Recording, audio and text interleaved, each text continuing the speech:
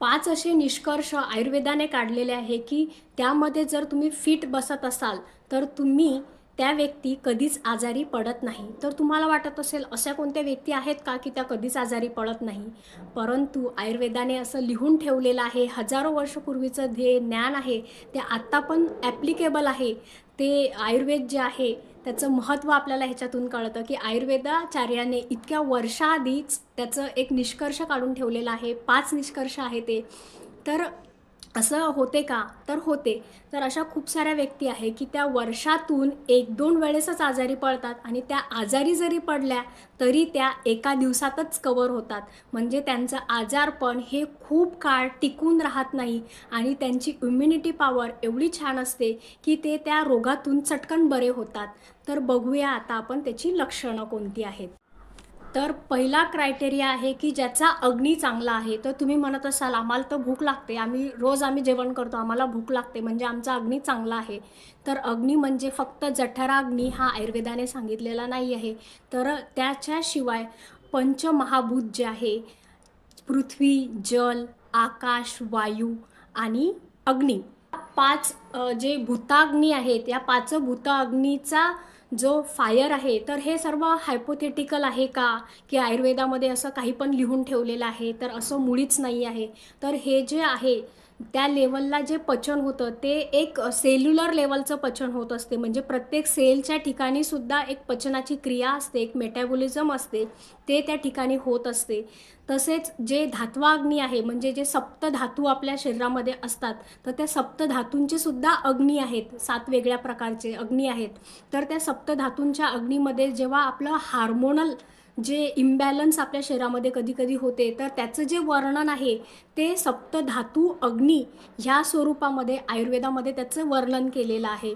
जर तुमचे सप्तधातू व्यवस्थित काम करत आहेत किंवा मग जे पंचमहाभूत आपल्या शरीरामध्ये आहेत आणि त्याचे जे अग्नी आपल्या शरीरामध्ये आहे ते जर व्यवस्थित काम करतायत, तुमचा जठराग्नी जर व्यवस्थित आहे, त्याशिवाय जो आपला जाठराग्नी सांगितला आहे, तर जाठराग्नीमध्ये नेमकं काय येतं, तर जाठराग्नीमध्ये वेगवेगळे स्त्राव येतात. जसं की आपलं लिव्हर आहे, तर त्या लिव्हरमधून बाईल ज्यूसचं सिक्रेशन असेल किंवा पँक्रियाज असेल तर पँक्रियाजमधून पँक्रियाटिक ज्यूस असेल किंवा स्टमक आहे तर आपलं त्या स्टमकमधून हायड्रोक्लोरिक ॲसिड असेल किंवा आणखी काही वेगवेगळ्या प्रकारचे जे एन्झाईम्स आहे, जे स्त्राव आहे, ते प्रॉपरली जर आपल्या स्टमकमधून जर होत असतील, लार्ज इंटेस्टाईन आणि स्मॉल इंटेस्टाईन ह्याच्यामध्ये जेव्हा ते पचनाची क्रिया जर व्यवस्थित होत असेल तरच तुम्हाला ते अन्न व्यवस्थित पचतं. आणि जेव्हा तुमचा डायजेस्टिव्ह फायर हा खूप चांगला असतो, म्हणजे तो समाग्नी असतो. समाग्नी म्हणजे खूप जास्त वाढलेला पण नाही आणि खूप मंद पण नाही.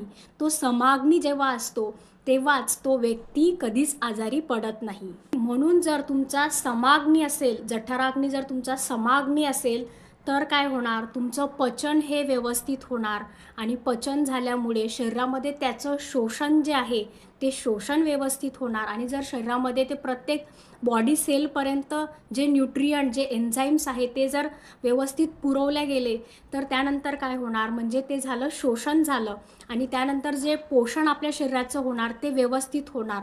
जर ह्या प्रकारे जर तुमचं जठराग्नी व्यवस्थित आहे, त्यानंतर तुमचं पचन व्यवस्थित होतं आहे आणि त्याचं शोषण आपल्या शरीरामध्ये व्यवस्थित होतं आहे आणि त्यानंतर आपल्या शरीराचं पूर्ण पोषण होते आहे, तर अशा व्यक्तीची जी इम्युनिटी पॉवर असते ते खूप हाय असते आणि ज्यांची इम्युनिटी पॉवर खूप हाय असते असे व्यक्ती सहसा लवकर आजारी पडत नाही आणि कदाचित जर ते आजारी पडले तर ते लगेच त्यातून चटकन असे बरे होतात. दुसरा क्रायटेरिया आयुर्वेदामध्ये सांगितलेला आहे तो म्हणजे जर तुम्ही दिनचर्या, आयुर्वेदाने सांगितलेली दिनचर्या असेल, ऋतुचर्या जी आहे ती जर आपण व्यवस्थित फॉलो करत असू, म्हणजे जी बायोलॉजिकल आपली क्लॉक जी आहे ती जर आपली व्यवस्थित चालवत असेल, म्हणजे सकाळी लवकर उठणे, रात्री लवकर झोपणे, ही जर आपण प्रोसेस करत असू तर तो व्यक्ती कधीच आजारी पडत नाही. कारण आयुर्वेदामध्ये prevention is better than cure हे सांगितलेलं आहे. म्हणजे आयुर्वेद सर्वात आधी आपला जो विहार आहे, आहार आहे, याच्याकडे लक्ष देते आणि त्यानंतरच ते आपल्याला ट्रीटमेंट सांगत असते की डायरेक्ट अशा औषधी लिहून देत नाही.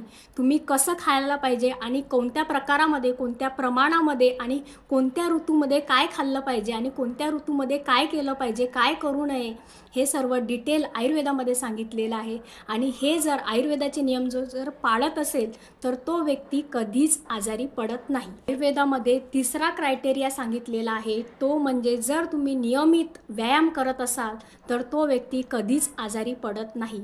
तर नियमित व्यायाम केल्यामुळे काय बरं होत असते, तर नियमित व्यायाम केल्यामुळे आपला जो जठराग्नी आहे, डायजेस्टिव्ह फायर जी आहे ती बूस्टअप होत असते, ती वाढत असते, ती व्यवस्थित समप्रमाणामध्ये राहते. तर दुसरी गोष्ट म्हणजे काय होते, तर त्याच्यामुळे आपलं जे मेटॅबॉलिझम आहे ते व्यवस्थित होते आणि आपले हार्मोन्स जे आहे ते बॅलन्स राहतात. आयुर्वेदामध्ये फक्त आपल्याला फक्त औषधीच सांगितलेले आहे का, नाही, तर आयुर्वेदामध्ये योगसुद्धा सांगितले आहे. तर योगमध्येच आसन हा प्रकार आहे.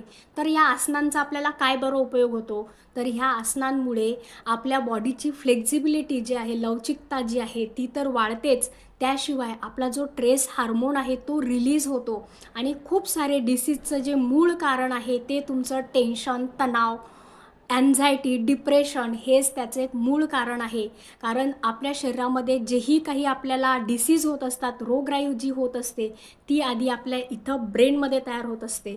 म्हणून ज्या व्यक्ती नियमित योगासनं करतात ते व्यक्ती कधीच आजारी पडत नाही आणि त्या मेंटलीसुद्धा त्या स्ट्रॉंग राहतात आणि फिजिकली तर त्या स्ट्रॉंग दिसतातच आणि इमोशनलीसुद्धा त्या स्ट्रॉंग राहतात. आयुर्वेदामध्ये 5वा उपाय जो सांगितलेला आहे कधीच आजारी न पडण्याचा, तो म्हणजे ज्या व्यक्ती नित्य रसायन सेवन करतात, म्हणजे केमिकली ज्या लॅबोरेटरीमध्ये तयार केलेले जे विटॅमिन्स किंवा मिनरल्सच्या ज्या टॅबलेट आहे त्या नाही, ते फक्त एक रसायन आहे, ते काय झालं, केमिकल झालं. पण आयुर्वेदानुसार जे रसायन आहे तर ते एकदम आपल्याला आपल्या घरामध्येच असतं. जसं की आपली हळद झाली, पिंपळी झाली, काळे मिरे झाले, जे आपण मसाले आपलं रोज आपल्या आहारामध्ये घेत असतो, हे सुद्धा एक रसायन आहे आणि त्या रसायनाशिवाय आपली भाजी बनते का, आपली कुठलीच रेसिपी तयार होत नाही.